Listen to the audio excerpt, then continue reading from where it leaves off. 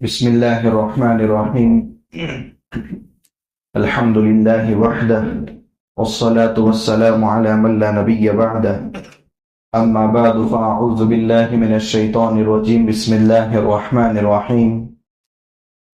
وسارعوا إلى مغفرة من ربكم وجنة عرضها السماوات والأرض أعدت للمتقين الذين ينفقون في السراء والضراء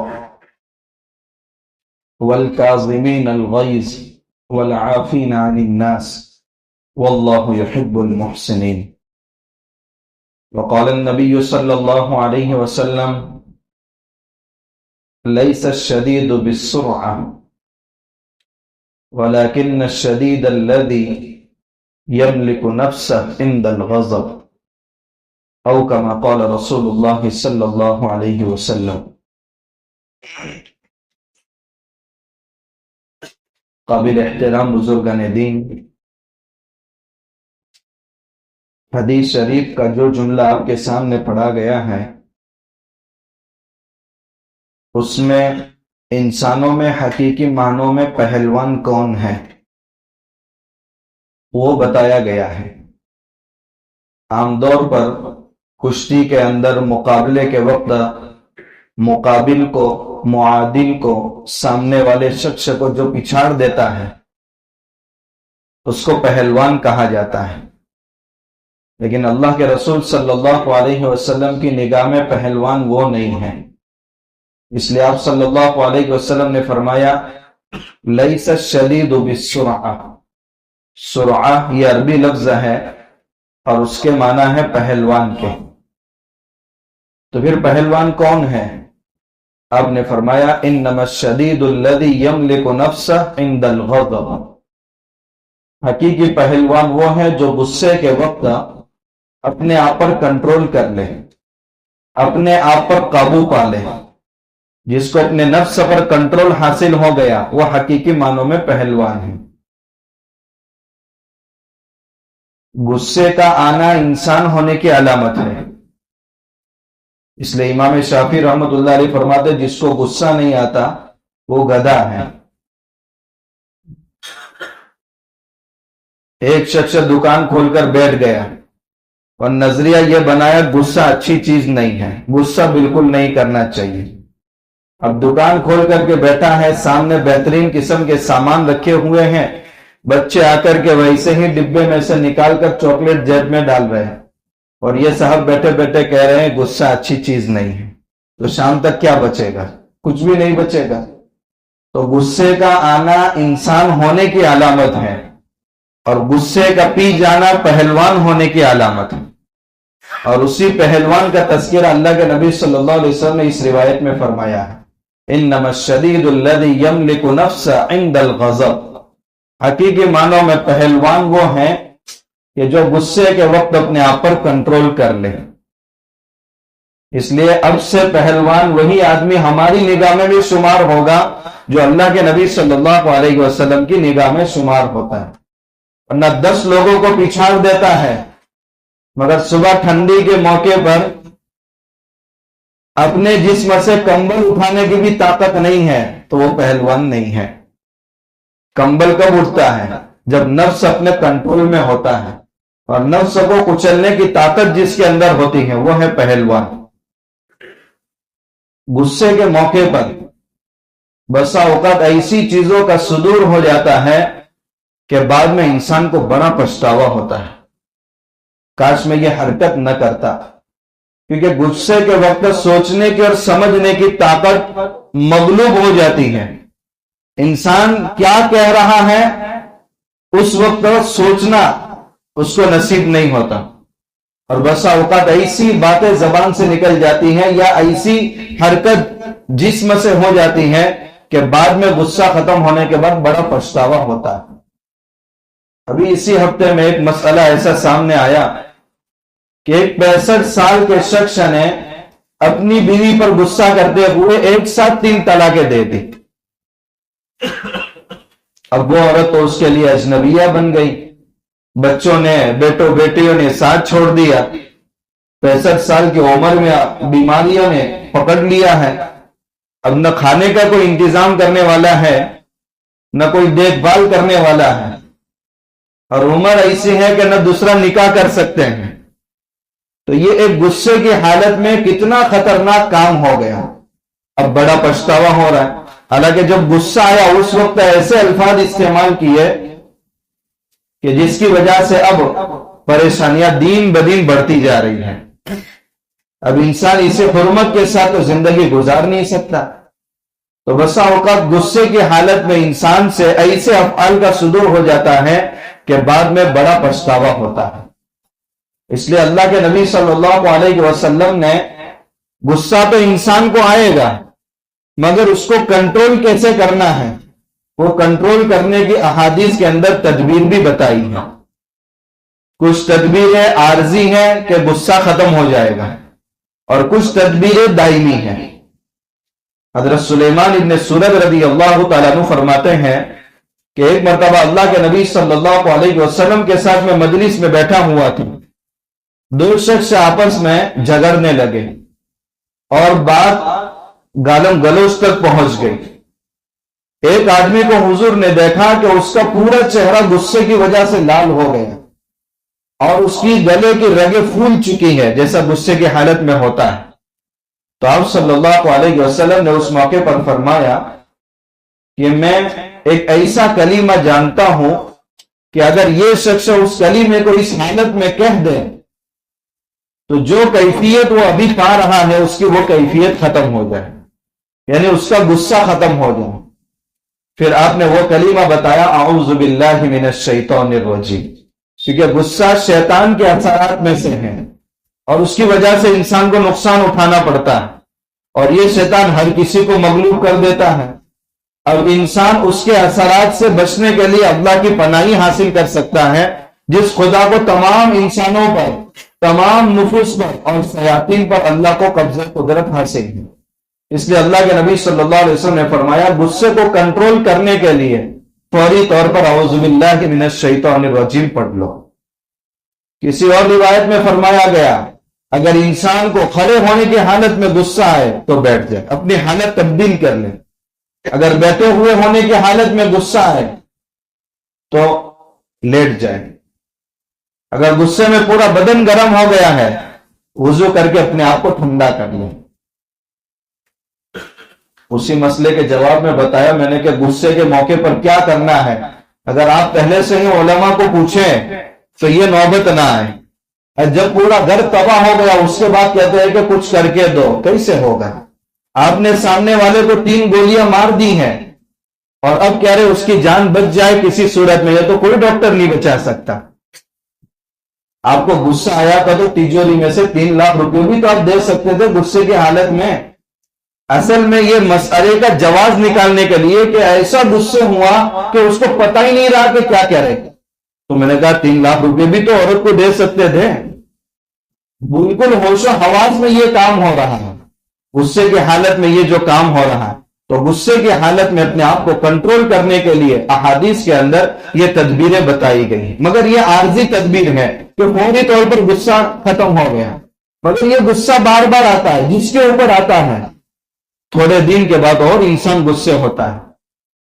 اس کو دائمی طور پر کنٹرول کرنے کے لیے تدبیر باقاعدہ حدیث کے اندر بیان کی گئی ہے. حضرت ابو مسعود انصاری رضی اللہ تعالیٰ عنہ فرماتے ہیں ایک مرتبہ میں اپنے غلام کو مار رہا تھا، اچانک پیچھے سے آواز آئی اعلم ابا مسعود، اعلم یا ابا مسعود، خبردار ہے ابو مسعود. میں نے وہ آواز سنی، پیچھے دیکھا تو اللہ کے نبی صلی اللہ علیہ وسلم. اے ابو مسعود رک جاؤ، کیا کر رہے ہو؟ اللہ کے نبی صلی اللہ علیہ وسلم نے پھر فرمایا لَاللَّهُ أَقْدَرُ عَلَيْكَ مِنْكَ عَلَيْهِ. اے ابو مسعود تم کو جتنی طاقت اس غلام پر حاصل ہے اس سے زیادہ طاقت تمہارے آقا اور مولا اللہ تعالیٰ کو تمہارے اوپر حاصل ہے. یہ تدبیر اللہ کے نبی صلی اللہ علیہ وسلم نے دائمی تدبیر بتا دی. میں غصہ کر رہا ہوں، کس کے اوپر کر رہا ہوں؟ میں بیوی پر غصہ کر رہا ہوں، بچوں پر غصہ کر رہا ہوں، یا کسی عام انسان پر غصہ کر رہا ہوں، یا ماں باپ پر غصہ کر رہا ہوں. تو اس وقت انسان یہ سوچے کہ میں جس نوکر اور ملازم پر غصہ کر رہا ہوں، اس کے ناک کان آنکھ میں نے نہیں بنائے، اس کو میں نے پیدا نہیں کیا، اس کو روزی میں نہیں دیتا ہوں، اس کو نعمتوں سے میں نہیں نوازتا ہوں، تو اس کی معمولی غلطی پر میں اتنا غصہ اس کے اوپر کرتا ہوں، تو جس ذات نے مجھے پیدا کیا، سارے اعضاء صحیح سلامت دیے، ساری نعمتوں سے نوازا، دین میں کبھی جھوٹا نہیں سلاتا،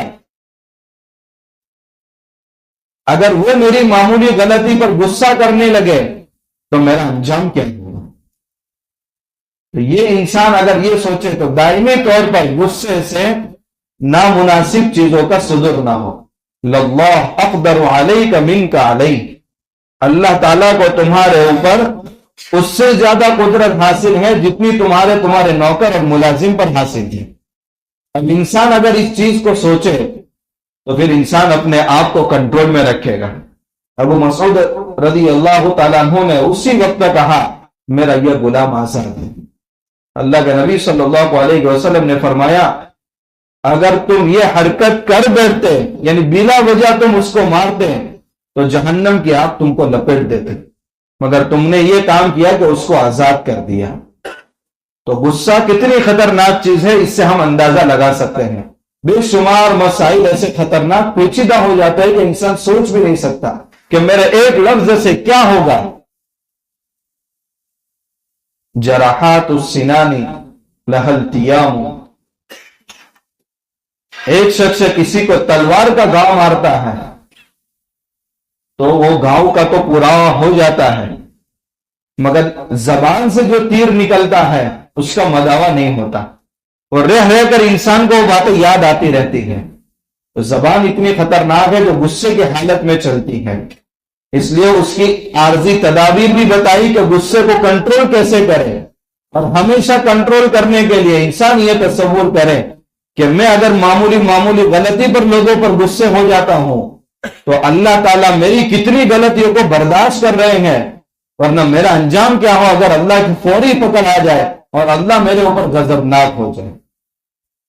اس لیے باقاعدہ غصے کو پینے کے فضائل قرآن اور احادیث میں بیان فرمائے گئے۔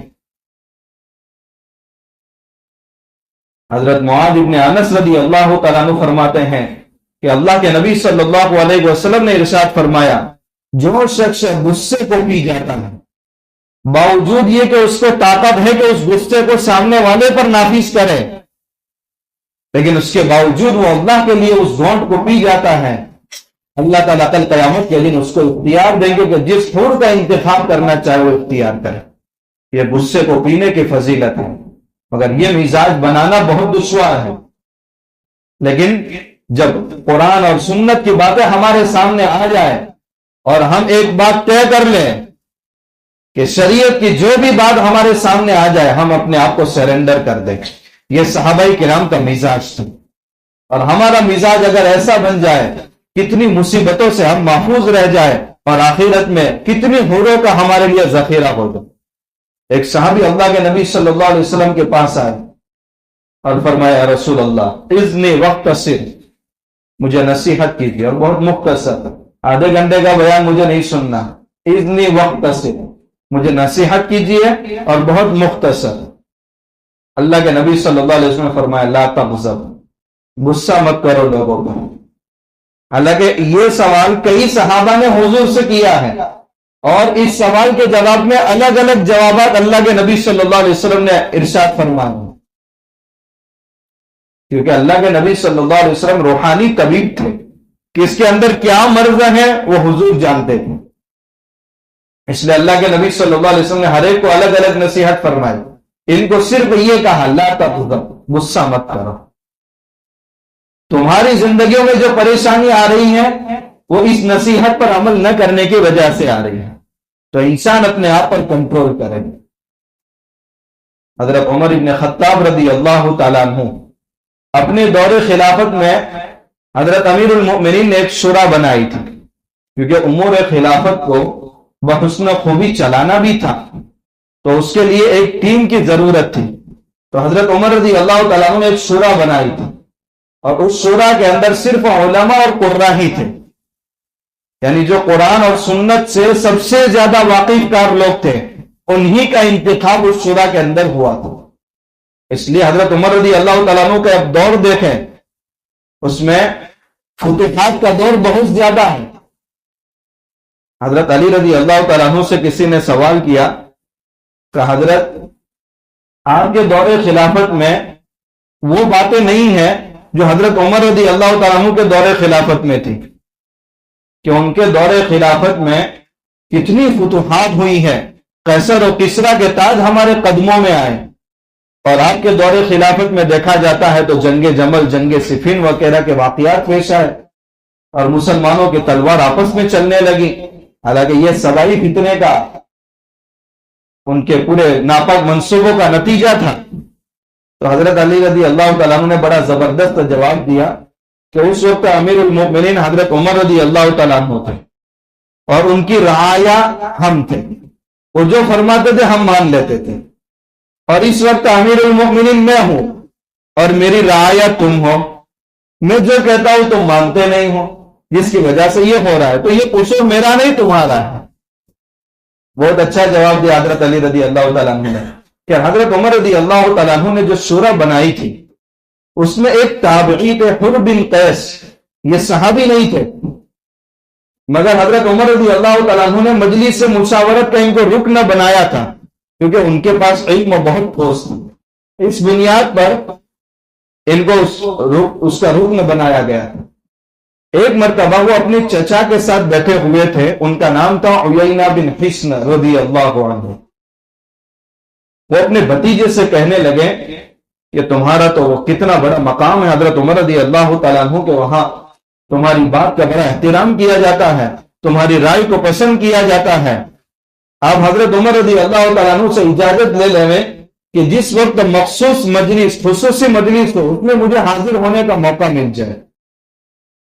کیونکہ عمومی مجلس میں تو سب حاضر ہوتے تھے، مگر خصوصی مجلس میں صرف شورا کے ارکان ہی، علماء و قرہ ہی جمع ہوتے تھے. تو انہوں نے حضرت عمر رضی اللہ تعالیٰ عنہ سے اجازت لی کہ آئندہ کی مجلس میں میرے چچا شرکت کرنا چاہتے ہیں. حضرت عمر رضی اللہ تعالیٰ عنہ نے اجازت دی. وہ آئے، جب مجلس شروع ہوئی تو انہوں نے مزاج میں تھوڑا اکھڑ پن تھا. آتے ہی فوراً حضرت عمر رضی اللہ تعالیٰ عنہ کے خلاف چند ایسی باتیں کہیں کہ آپ کا دور خلافت میں ہم نے یہ چیزیں دیکھی، یہ چیزیں دیکھی جو بالکل نامناسب ہیں. کچھ لوگوں کو ایسے ہی خواہ مخواہ کی شکایتوں کی عادت ہوتی ہے. حضرت عمر رضی اللہ تعالیٰ عنہ کو بہت غصہ ہے، آپ آپے سے قریب تھا کہ باہر ہو جائے، مگر حضرت حر بن قیس رضی اللہ تعالیٰ عنہ بیٹھے ہوئے تھے. دیکھیں قرآن سے واقفیت کا کتنا بڑا فائدہ ہوتا ہے. اس کے دو واقعات، ایک واقعہ ہے اس کے بعد بتائیں گے. حضرت عمر رضی اللہ تعالیٰ عنہ سے فرمایا یا امیر المؤمنین خذ العفو، قرآن کہہ رہا ہے درگزر کرنے کو مضبوطی سے پکڑو. اس وقت آپ نے غصے کو مضبوطی سے پکڑا ہے. خذ العفو وأمر بالعرف، اور لوگوں کو بھلائی کا حکم دو. وأعرض عن الجاہلین، اور نامناسب کام کرنے والوں سے اگنور کرو، روگردانی کرو. لکھا ہے حضرت عمر رضی اللہ تعالیٰ عنہ کے بارے میں وقافا عند کتاب اللہ، جب اللہ کی کتاب کا کوئی حکم آ جاتا تھا فوراً رک جاتے تھے، یا بہت زیادہ عمل پیرا ہوتا تھا. اس لیے سورہ طہ سے ان کا دل پگھل گیا تھا. تو قرآن کا جب حکم آ جاتا تھا، یہ صحابہ کا مزاج تھا. اب ہمارے سامنے ہمارا ایک مزاج ہے کہ جب بھی قرآن کی کوئی آیت آتی ہے تو بھی ہم بتاتے اس کا قصور اتنا بڑا کہ میں کیسے اس پر غصہ ختم کروں. نہیں، ہم قرآن کے سامنے روکتے نہیں بلکہ تعاون کرتے ہیں. وہ تو بہت بڑا مجرم ہے. ارے اللہ کے نبی صلی اللہ علیہ وسلم نے کتنے بڑے بڑے مجرموں کو معاف کیا. بیجا شکایتیں ہو رہی ہیں امیر المؤمنین کے سامنے، جن کے دور خلافت کے بارے میں آج بھی دنیا ڈرتی ہے، اور دنیا اس نظام کے کتنے اصولوں کو اپناتی ہے. علامہ شبلی رحمت اللہ علیہ کی ایک کتاب ہے الفاروق، آپ دیکھیں حکومت کے انتظامات کے کتنے زبردست اصول اس میں بیان کیے گئے ہیں. لیکن خامخواہ کی شکایت. حضرت عمر رضی اللہ تعالیٰ عنہ رک گئے. حضرت حسین رضی اللہ تعالیٰ عنہ کے بیٹے تھے حضرت علی. حضرت حسین کے والد کا نام بھی ہے علی اور بیٹے کا نام بھی ہے علی. علی بن حسین بن علی.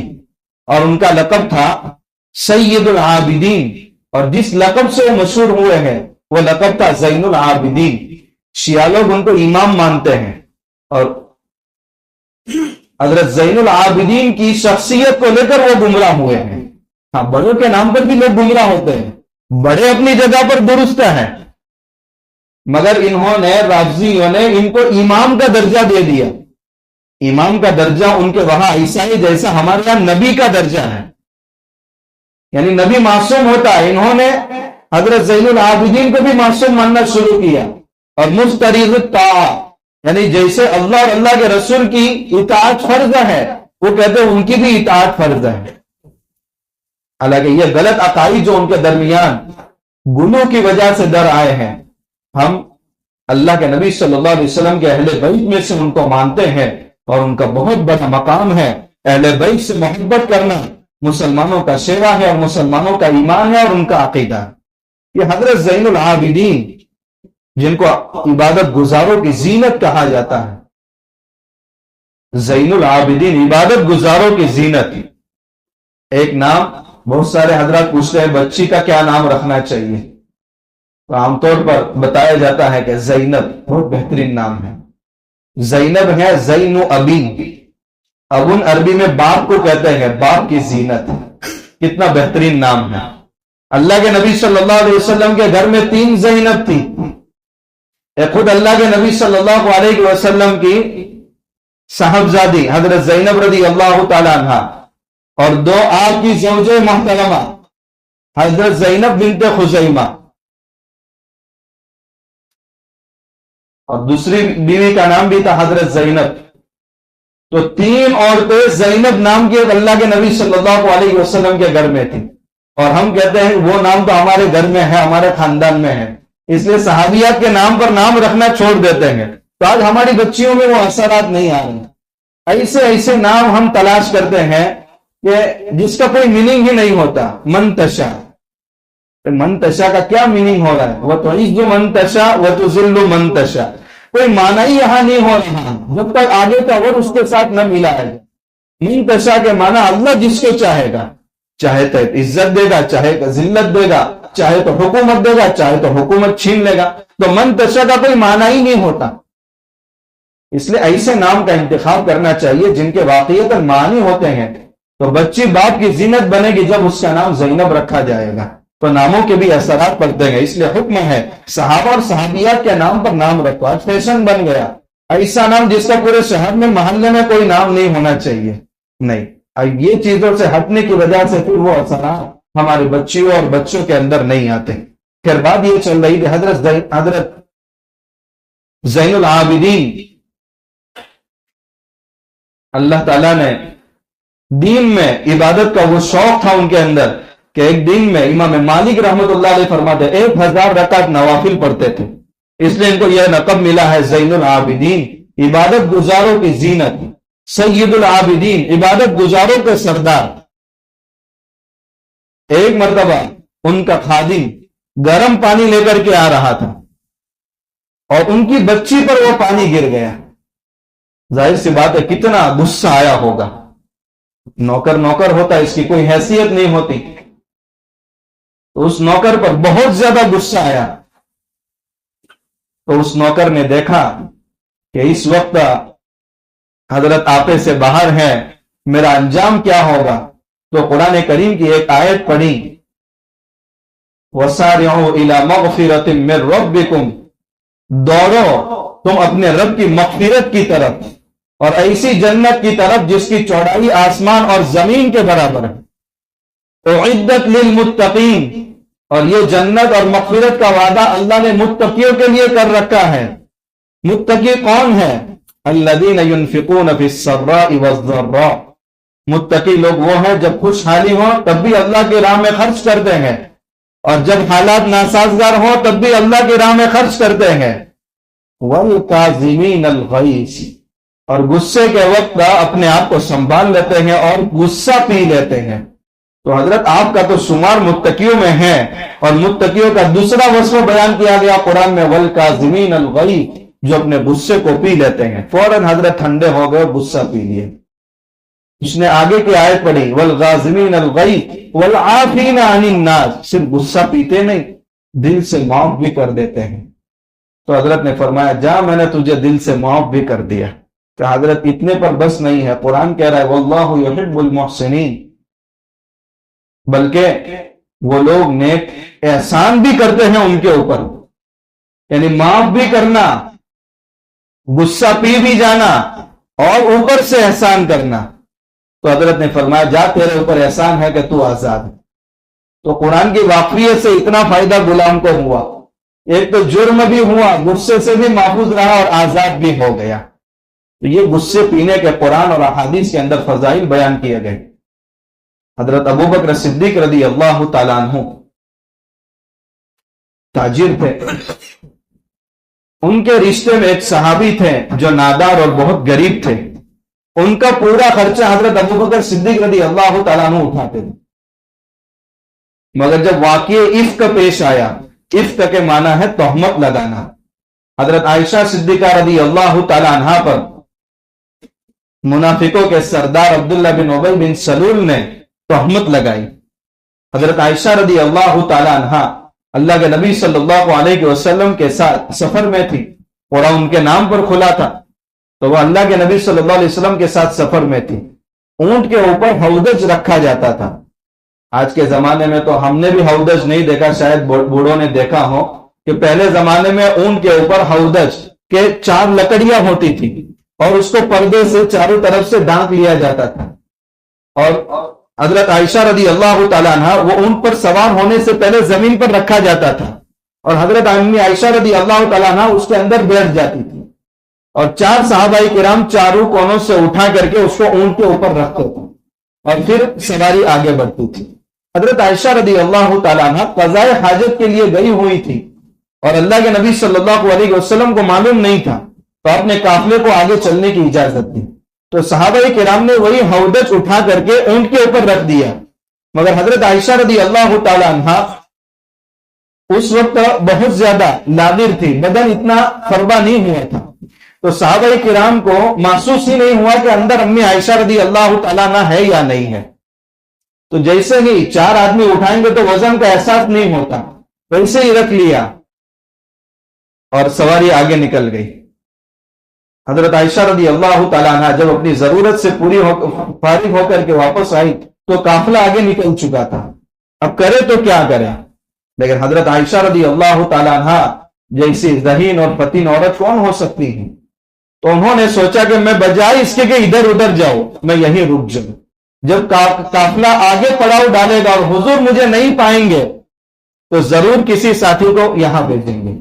تو حضرت اللہ کے نبی صلی اللہ علیہ وسلم نے صفوان ابن معطل رضی اللہ تعالیٰ عنہ کو بھیجا۔ جب انہوں نے دیکھا کہ امی عائشہ رضی اللہ تعالیٰ عنہ چادر اوڑھ کر کے سو رہی ہے تو اس وقت انہوں نے آواز دی اللہ اکبر، تو امی عائشہ رضی اللہ تعالیٰ عنہ بیدار ہو گئی اور پھر سنبھل گئی۔ اس کے بعد ان کو اپنے اونٹ پر سوار کیا اور خود پیدل چلنے لگے، آگے آگے چلتے تھے اور اللہ کے نبی صلی اللہ علیہ وسلم کے قافلے سے جا ملے۔ تو یہ منافق جس کی یہ شرارت تھی، جس نے حضرت عائشہ رضی اللہ تعالیٰ عنہ پر تہمت لگائی، تو اللہ کے نبی صلی اللہ علیہ وسلم بہت زیادہ اس وقت بے چین ہوئے۔ آپ دیکھیں اللہ نے کیسے انبیاء کو کن حالات سے گزارا ہے، کبھی غور کرے کہ کیسے حالات سے گزارا ہے۔ کیا نبی کی بیوی کی تہمت پر کوئی تصور بھی کر سکتا ہے؟ یہ ہمت صرف منافقین ہی کر سکتے ہیں، مگر اس کی کلفت جو ہوتی ہے وہ انسان کے لیے برداشت کے باہر ہوتی ہے۔ اللہ تعالیٰ انبیاء سے بے حد زیادہ محبت کرنے کے باوجود ان حالات سے ان کو گزارتے ہیں، تو ہمارے لیے تو ان حالات میں بہت زیادہ تسلی کا سامان ہے۔ اس وقت اب یہ منافق لوگوں کے پاس جاتا تھا اور وہی خبر پھیلاتا تھا۔ یہ منافقین کی عادت ہوتی ہے، وہ ایک دوسرے کی بات سب کے سامنے نقل کرتے ہیں، اور جو مسلم ہوتا ہے وہ اپنی حد تک بات محدود رکھتا ہے اور اس کے اندر فکر ہوتی ہے اصلاح کی۔ آج کل ہم دیکھتے ہیں ہمارے معاشرے میں کان بھرنے کی ایسی خطرناک عادت ہے۔ اللہ کے نبی صلی اللہ علیہ وسلم نے فرمایا کہ کل جہنم کی آگ کی 2 زبانیں بنائی جائے گی ان لوگوں کی جو ادھر کی بات اس طرح الگ نقل کرتے اور ادھر جا کر الگ نقل کرتے ہیں۔ آج کسی خاندان میں اچھا رشتہ ہو رہا ہے، گھر کی مستورات جا کر کے پہنچ جاتے ہیں، کہاں رشتہ لگا رہے ہیں، ان میں تو یہ بھائی تم کو کون پوچھنے آیا, ہاں مکھا رائی زنی یہاں کیوں ہو رہی ہے. اللہ حفاظت فرمائے. ہمارے معاشرے میں اس وقت جو نفرت کی آگ بھڑک رہی ہے وہ انہی چیزوں کی وجہ سے. اللہ حفاظت فرمائیے. اس گناہ کی خطرناکی کا احساس ہی ہمیں ختم ہو گیا. تو یہ بات اتنی پھیل گئی اتہام کی کہ کچھ صحابہ کرام چونکہ ابھی تو وحی نازل نہیں ہوئی ہے تو انہی باتوں سے متاثر ہو گئے. ان میں یہ حضرت مصطح رضی اللہ تعالیٰ عنہ جو حضرت ابوبکر صدیق رضی اللہ تعالیٰ عنہ کے رشتے میں ہیں اور ان کا پورا خرچہ خود حضرت ابوبکر صدیق رضی اللہ تعالیٰ عنہ اٹھا رہے ہیں, جب دیکھا کہ میری بیٹی کے بارے میں خود یہ صاحب بھی ایسی بات کر رہے ہیں تو خرچہ دینا بند نہیں کیا, جاری رکھا. مگر جب سورہ نور کی 10 آیتیں نازل ہوئی اور برات کا اعلان ہو گیا اور قیامت تک برات کا اعلان قرآن کے اندر موجود رہے گا, اب حضرت ابوبکر صدیق رضی اللہ تعالیٰ عنہ کو غصہ آیا. معلوم ہوا کہ واقعے کی تحقیق سے پہلے قدم نہیں اٹھانا چاہیے, ورنہ انسان کبھی ایسی مصیبت کے اندر پھنس جاتا ہے جب حقیقت سامنے آتی ہے تب پتا چلتا ہے کہ میں نے بے خبری میں اور بغیر تحقیق کے کیا کام کر دیے. تو حضرت ابوبکر صدیق رضی اللہ تعالیٰ عنہ کو جب برات کا اعلان ہوا قرآن میں, اس کے بعد بہت غصہ آیا کہ میں جس کے لیے پوری زندگی یہ کرتا رہا وہ میری بیٹی کے بارے میں یہ بات کر رہے ہیں, قسم کھالی آج کے بعد 1 روپیہ ان کے اوپر خرچ نہیں کروں گا. قرآن کریم میں آیت نازل ہوئی وَلَا يَأْتَلِ أُولُو الْفَضْلِ مِنْكُمْ وَالسَّعَةِ أَن يُؤْتُوا أُولِي الْقُرْبَى وَالْمَسَاكِينِ. فضل والے اور گنجائش والے ایسی قسم نہ کھائے کہ مساکین اور قریبی رشتہ داروں پر خرچ نہیں کریں گے. اچھے کام سے رکنے کی کو قسم کھا رہے ہیں. کیا تم یہ نہیں چاہتے کہ اللہ تم کو معاف کرے؟ اللہ کے نبی صلی اللہ علیہ وسلم نے یہ آیت, یہ خاص طور پر حضرت ابوبکر صدیق رضی اللہ تعالیٰ عنہ کے بارے میں سورہ نور ہی میں 18ویں پارے میں نازل ہوئی ہے. حضور نے ان کو بلایا اور کہا اللہ تعالیٰ کی طرف سے یہ آیت نازل ہوئی ہے. تو حضرت ابوبکر صدیق رضی اللہ تعالیٰ عنہ نے فرمایا میں تو چاہتا ہوں کہ میرا رب مجھے معاف کر دے اور آج کے بعد میں فوراً سلسلہ شروع کر دیتا ہوں. دگنا کیا اور جتنا باقی رہ گیا تھا وہ بھی دیا. یہ صحابہ کرام کا مزاج تھا کہ اگر غصے کی حالت میں قرآن کی آیت اپنے سامنے آ گئی یا اللہ کے نبی صلی اللہ علیہ وسلم کا فرمان سامنے آ گیا تو فوراً جھک جاتے تھے. اس لیے اللہ کے نبی صلی اللہ علیہ وسلم نے ہر فریق کو دوسرے فریق کے ان کے اوپر کیا حقوق ہے وہ بتایا. آپ نے شوہروں کو بتایا تمہارے اوپر بیویوں کے کیا حقوق ہیں, اور بیویوں کو بتایا کہ تمہارے اوپر شوہروں کے کیا حقوق ہیں. والدین کو بتایا اولاد کی تربیت کس طرح کرنی ہے, اور اولاد کو بتایا والدین کے ساتھ کیسے پیش آنا ہے. معلمین کو بتایا بچوں کے ساتھ شفقت کیسے کرنی ہے, اور بچوں کو بتایا کہ اپنے اساتذہ کا احترام کیسے کرنا ہے. مانگنے والوں کو بتایا کہ بغیر ضرورت کے سوال کرنا کل قیامت کے دن پورا چہرہ خردرا ہوگا اور گوشت تک نظر نہیں آئے گا. بغیر ضرورت کے سوال مت کرو. اور جن سے سوال کیا جا رہا ہے ان کو بتایا کوئی مانگنے کے لیے آ جائے, BMW پر مانگنے کے لیے آئے تو بھی اس کو منع مت کرو. واقعتاً یہ بات ہے. ہاں وَلَوْ عَلَى فَرَسٍ, اگرچہ گھوڑے پر مانگنے کے لیے آئے تو اس کو جھڑکو مت, اس کو دو, اس کا سوال پورا کرو. وَأَمَّا السَّائِلَ فَلَا تَنْهَرْ, لیکن آج ہو کیا رہا ہے, ہر ایک اپنے حقوق ادا کرنے کی فکر کرنے کے بجائے اپنے حقوق کا مطالبہ کر رہا ہے, جس کی وجہ سے جھگڑے ختم نہیں ہوتے. ایک ہی اہم پوائنٹ ہے, اگر ہر آدمی یہ طے کر لے کہ بھئی میرے اوپر والدین کے جو حقوق ہیں مجھے ادا کرنے ہیں, بیوی کے جو حقوق ہیں مجھے ادا کرنے ہیں, بھائی بہنوں کے جو حقوق ہیں مجھے ادا کرنے ہیں, ہر آدمی یہ طے کر لے, کیا جھگڑا باقی رہے گا؟ عدالت میں جتنے کیسز تھے فوراً ختم ہو جائیں گے. مگر ہم کیا کرتے, ارے تو کیوں مانگ رہا ہے, قیامت میں تیرا کیا حشر ہوگا. سامنے والا فقیر بھی کہہ رہا ہے وَأَمَّا السَّائِلَ فَلَا تَنْهَرْ, تجھے بھی تو حکم ہے فقیر کے سامنے ایسی بات مت کر. تو ہر ایک دلیلیں پکڑ رہا ہے, یہ ادھر کی وہ ادھر کی. تو اس کے حقوق کی دلیلیں اس نے یاد کر لی اور اس کے حقوق کی دلیلیں اس نے یاد کر لی. اب جھگڑا ختم نہیں ہو رہا ہے. بھئی اللہ کے نبی صلی اللہ علیہ وسلم نے لوگوں کے حقوق کی ادائیگی کی جو باتیں ہمیں بتائی ہیں وہ ہم سیکھے تو انشاءاللہ جھگڑا ختم ہو جائے گا. تو یہ باتیں تھی غصے کی حالت میں کہ انسان بس اوقات ایسے کام کر بیٹھتا ہے کہ جس کی وجہ سے بہت ساری پریشانیوں کا اس کو سامنا کرنا پڑتا ہے. تو اللہ کے نبی صلی اللہ علیہ وسلم نے کنٹرول کرنے کی عارضی تدابیر بھی اور دائمی تدابیر بھی بیان فرمائی, اور غصے کو پی جانے کی فضیلت بھی بیان فرمائی. اور کل قیامت کے دن وہ شخص ہے کن کن نعمتوں کا مالک ہوگا وہ بھی اللہ کے نبی صلی اللہ علیہ وسلم نے بتا دیا. 2-3 باتیں مسائل کے تعلق سے. ابھی یہ رجب المرجب کا مہینہ شروع ہو چکا ہے. یہ اللہ کے نبی صلی اللہ علیہ وسلم کی رمضان کی تیاری کا مہینہ. تو کسان کو غلہ حاصل کرنا ہو تو 4 مہینے پہلے تیاری کرنا پڑتا ہے. رات میں بھی جاگنا پڑتا ہے, پانی کھیت کو دینا پڑتا ہے, کھاد وغیرہ دینا پڑتا ہے. ہم اپنا مزاج پہلے سے ہی بنا لے تاکہ رمضان کا چاند ہوتے ہی ایک لمحہ ہمارا ضائع نہیں. ورنہ بسا اوقات ایک عشرہ غفلت میں گزر جاتا ہے, پھر انسان سوچتا ہے ایک دوسرے عشرے میں تیاری کریں گے, پھر دوسرا عشرے میں بھی یہ سوچتے ہیں ارے اعتکاف کر لیں گے, پھر تیسرا عشرہ جب شروع ہوتا ہے تو پھر بہت ساری شاپنگ باقی ہوتی ہے, اور تینوں عشرے اسی انداز سے گزر جاتے ہیں. اس لیے اللہ کے نبی صلی اللہ علیہ وسلم رجب المرجب سے ہی اپنے رمضان کی تیاری شروع فرما دیتے تھے. عبادت کا شوق اپنے اندر پیدا کرے, نمازوں کا اہتمام اپنے اندر پیدا کرے, تلاوت کا اہتمام اپنے اندر پیدا کرے, تو انشاءاللہ رمضان آنے تک ہمارا ایک ایک لمحہ ضائع نہیں ہوگا. بہت سارے بندے ایسے تھے جو گزشتہ رمضان میں موجود تھے مگر اس وقت قبر کے حوالے ہو چکے, اب ایک ایک سبحان اللہ کے محتاج ہو چکے. اللہ نے رمضان کی تیاری کا مہینہ ہم کو دیا. یہ اشہر الحرم جو 4 مہینے قابل احترام ہے ان میں سے ایک مہینہ رجب کا مہینہ ہے, بڑی فضیلت والا ہے, لیکن بہت ساری من گڑت عادی سے چسپا کر دی گئی ہے اس کے فضائل میں, جس کا قرآن و سنت سے کوئی ثبوت نہیں. یہ پورا مہینہ فضیلت والا ہے. آپ جس دن چاہے لا علت تعین آپ روزہ رکھ سکتے ہیں, لیکن کسی خاص دن کے بارے میں یا رات کے بارے میں کوئی فضیلت رجب کے کسی دن اور رات کے بارے میں حدیث آپ کو صحیح نہیں ملتی.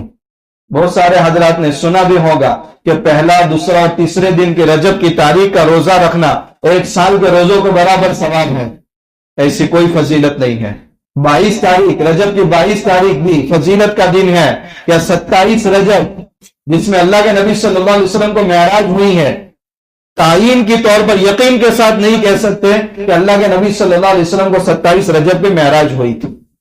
اس لیے 27 رجب بھی کوئی فضیلت کا کوئی خاص دن نہیں ہے. اس لیے جو باتیں قرآن و سنت سے ثابت نہیں ہے اس پر عمل کرنے سے ثواب کے بجائے گناہ لازم ہوتا ہے. اس لیے ایسی باتوں سے ہم دور رہیں. دوسرا اہم مسئلہ یہ ہے کہ بسا اوقات انسان کی داڑھی پر یا سر کے بالوں میں سفید بال اگ آتے ہیں, اور ان سفید بالوں کو چن دیا جاتا ہے, اکھاڑ دیا جاتا ہے تاکہ اپنے بڑھاپے کو چھپایا جائے. تو کیا سفید بالوں کو اکھاڑ سکتے یا نہیں اکھاڑ سکتے؟ یہ ایک بال کی بات کر رہا ہوں میں. جو سب اکھاڑ رہے ہیں وہ غور کر لیں کہ اللہ کے نبی صلی اللہ علیہ وسلم کی صورت سے ہم بہت دور جا رہے ہیں. اللہ ہماری حفاظت فرمائے. وہ ایک بال اکھاڑنے کے بارے میں خود اللہ کے نبی صلی اللہ علیہ وسلم نے منع فرمایا. مسند احمد کی روایت ہے, آپ صلی اللہ علیہ وسلم نے فرمایا سفید بالوں کو مت اکھاڑو. مسلمان کے لیے ایک سفید بال کل قیامت کے دن نور ہوگا, اور اسلام کی حالت میں اگر سفید بال بدن کے اندر پیدا ہو گیا, ایک بال کی وجہ سے ایک نیکی, ایک گناہ معاف اور ایک درجہ بلند ہوگا. اس سے اندازہ لگا سکتے ہیں کہ اگر یہ حرکت ہم سے ہو رہی ہے تو ہم بہت بڑی فضیلت سے محروم ہو رہے ہیں. اگر بڑھاپے کو چھپانا ہے تو مہندی لگا سکتے ہیں, لیکن کالے خضاب سے بچنا ہے. کالے خضاب کے بارے میں بتایا تھا ابو داؤد شریف کے حوالے سے کہ کل قیامت کے دن جنت کی خوشبو تک اس کے لیے محروم کر دیا جائے گا. اس لیے کالے خضاب سے ہمیں بچنا ہے. دوسرا مسئلہ یہ ہے کہ بسا اوقات مصافحہ کرتے وقت مصافحے کے بعد ہم ہاتھ دل کے اوپر لگاتے ہیں. اس کا بھی قرآن و سنت سے کوئی ثبوت نہیں ہے. یہ ادب اہل عجم کا ہے, یعنی ہم لوگوں کا, جو اہل عرب نہیں ہے ان کا ہے. تو مصافحہ کرنے کے بعد عام طور پر کوئی بھی یہ نہیں سمجھتا کہ میں حدیث پر عمل کرنے کی ارادے سے کر رہا ہوں, مگر بعد میں چل کر یہ رواج بن جاتا ہے اور رسم بن جاتی ہے. اس لیے مصافحہ یہ ہے کہ ہمارے ہاتھ دوسرے کے ہاتھ کے اندر داخل ہو جائے اور ایک دوسرے کے لیے مغفرت کی دعا ہو. اس کے بعد سینے پر ہاتھ رکھنا یا دل پر ہاتھ رکھنا یہ ضروری نہیں ہے. دل سے محبت کر لینا ہی کافی ہے. چاہے اس کا اظہار ہاتھ سے نہ ہو. تو اس سے بھی ہمیں بچنے کی کوشش کرنی چاہیے. جو باتیں اللہ تعالیٰ نے کہنے کی توفیق عطا فرمائی ان سب باتوں پر اللہ تعالیٰ ہم سب کو عمل کرنے کی توفیق عطا فرمائے. جن حضرات کی سنتیں باقی ہو سنتیں ادا فرمائیں.